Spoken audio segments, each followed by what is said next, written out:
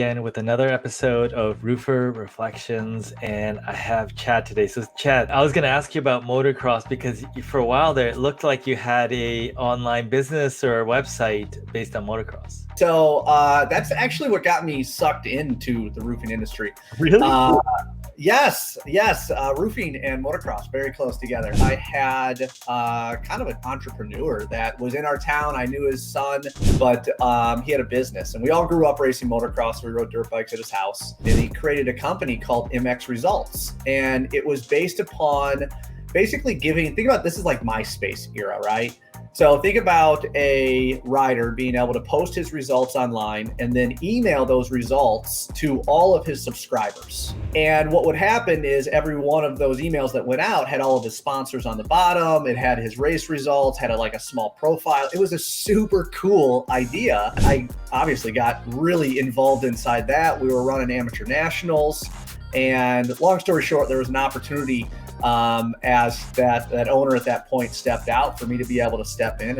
And that was the first company I bought, MX Results. That was the start of my sales and marketing career. Motocross is the reason you got into roofing. How did that transition occur? Because it looked like there was a few steps to that, to where you are now. I think, walk me through that. The brother of that individual worked at an asphalt company, and he basically needed someone to help him build his proposals. He wasn't a great computer guy. I started building asphalt proposals, and then one day he got too busy, and he's like, hey, can you just go take a look and measure these driveways? I became my own salesman, where we were still Northwest Chicago, right? But residential, we started getting into commercial. The original brother that owned MX Results in my moto space, right?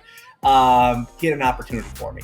And the opportunity was cold calling for a class action lawsuit, where I essentially just kind of became a telemarketer, calling these companies saying, hey, you guys have roofing insulation, and you guys got a potential settlement if you do X. That's how I got into it. It appears that you got into the service side. How did that work? So the class action lawsuit was what I consider kind of the starting point for roofing technology. I was ultimately assisting inside sales and even implementation of all of those contractors that were coming in. So you talk about like the largest roofing contractors in the US. That technology really suited service, right? Because they come in and they needed the tickets, they needed the photos. It was very service oriented. I made the choice to be able to split from FCS, just kind of different directions of what I wanted to do with my career. The opportunity arose to be able to help implement what was FCS at that time into a company out of Oklahoma City.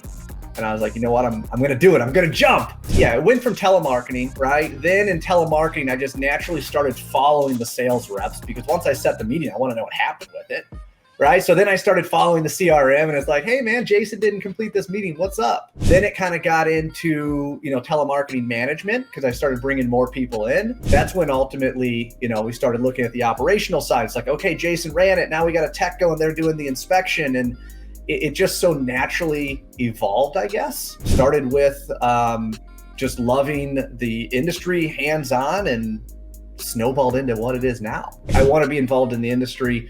I'm doing all of this because I've seen gaps in it, right? And I feel that I can help fill those gaps, or at least even if I just help someone, right? If I help one company be able to achieve the goal they want, that's the win for me.